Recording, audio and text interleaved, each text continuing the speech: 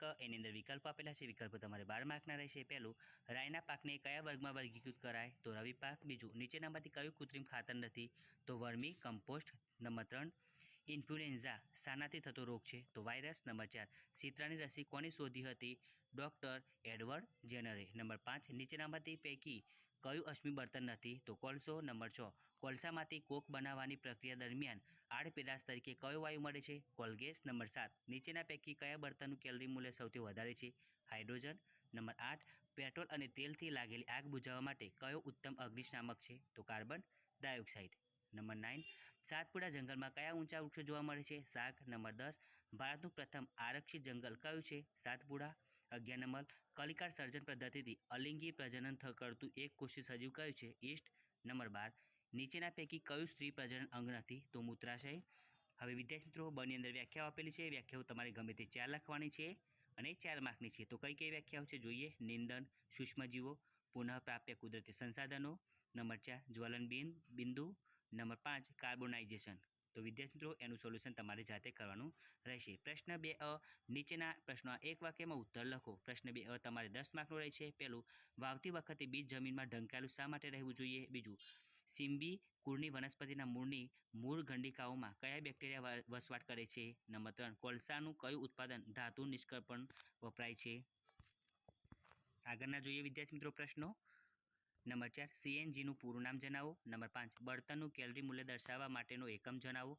Number 6, જ્વલનશીલ પદાર્થ કોને કહેવાય? નંબર 7, નાશપ્રાય જાતિ કોને કહે છે? નંબર 8, અભયારણ્યમાં શાના પર સંપૂર્ણ પ્રતિબંધ છે? નંબર 9, દ્વિભાજનથી પ્રજનન કરતા 2 સજીવના નામ આપો। નંબર 10, ટેસ્ટ ટ્યુબ બેબી કોને કહે છે? હવે બ, તફાવતના બે મુદ્દા લખો। ગમે તે 3 લખવાના છે। બ તમારે 6 માર્કનું રહેશે। પહેલું, ટપક પદ્ધતિ અને ફુવારા પદ્ધતિ। બીજું, એલપીજી અને સીએનજી। નંબર 3, પ્રાણી સંગ્રહાલય અને વન્ય પ્રાણી અભયારણ્ય। નંબર 4, ફલિતાન અને ગર્ભ। હવે પ્રશ્ન 3 એની અંદર વિદ્યાર્થીઓ આકૃતિ દોરી વર્ણન કરવાનું છે પ્રયોગોનું।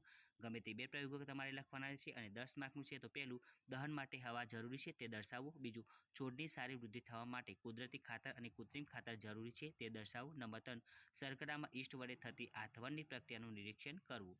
હવે બ, એની અંદર વૈજ્ઞાનિક કારણો આપી સમજાવો। ગમે તે 3 લખવાના છે વિદ્યાર્થી મિત્રો। બ તમારે 6 માર્કનું રહેશે। પહેલું, પાકની ફેરબદલી કરવી જોઈએ। બીજું, લીલ સ્વયંપોષી સજીવ છે। નંબર 3, પેટ્રોલ અને ડીઝલ જેવા બળતણોનો ઉપયોગ વિવેકપૂર્ણ રીતે કરવો જોઈએ। નંબર 4, વન નાબૂદીથી ગ્લોબલ વોર્મિંગ થાય છે। હવે પ્રશ્ન 4 એની અંદર મુદ્દાસર ઉત્તર લખો। ગમે તે 2 લખવાના છે। પ્રશ્ન 4 તમારે 8 માર્કનું રહેશે। પહેલું, અશ્મિ બળતણોના વપરાશની નુકસાનકારક અસરો જણાવો। બીજું, આગનું નિયંત્રણ કઈ રીતે કરી શકાય?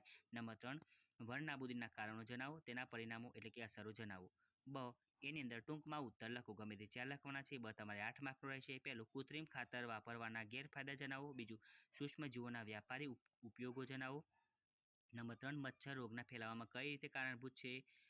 નંબર 4, કોકના 2 ગુણધર્મો અને 2 ઉપયોગો લખો। નંબર 5, પુનઃ અપ્રાપ્ય કુદરતી સંસાધનો એટલે શું? ઉદાહરણ આપો। હવે પ્રશ્ન 5 એની અંદર નીચેના પ્રશ્નના ટૂંકમાં ઉત્તર લખો। ગમે તે 4 લખવાના છે અને પ્રશ્ન 5 તમારે 8 માર્કનો રહેશે। પહેલું, દહનના પ્રકારો જણાવો। બીજું, આદર્શ બળતણ એટલે શું? તે કેવા ગુણો ધરાવતું હોવું જોઈએ? નંબર 3, આપણે જૈવ વિવિધતાનું સંરક્ષણ શા માટે કરવું જોઈએ? નંબર 4, જૈવવરણ આરક્ષિત વિસ્તાર વિશે ટૂંકમાં સમજાવો। નંબર 5, મનુષ્યમાં ફલનની પ્રક્રિયા સમજાવો। બ, નીચેનાનું રવિ પાક અને ખરીફ પાકમાં વર્ગીકરણ કરો। બ તમારે 4 માર્કનું રહેશે। મગફળી, વટાણા, ડાંગર, ચણા, સોયાબીન, મકાઈ, રાઈ અને ઘઉં। ક, એની અંદર વિધાનો ખરા છે કે ખોટા તે જણાવો। ક તમારે 4 માર્કનું રહેશે। પહેલું, કોક એ કાર્બનનું લગભગ શુદ્ધ સ્વરૂપ છે। બીજું, કેરોસીન અશ્મિ બળતણ નથી। નંબર 3, ભારતમાં પ્રાકૃતિક વનોની મર્યાદિત કટાઈ માટે વન સંરક્ષણ અધિનિયમ છે। નંબર 4, ભ્રૂણ એક જ કોષનું બનેલું હોય છે।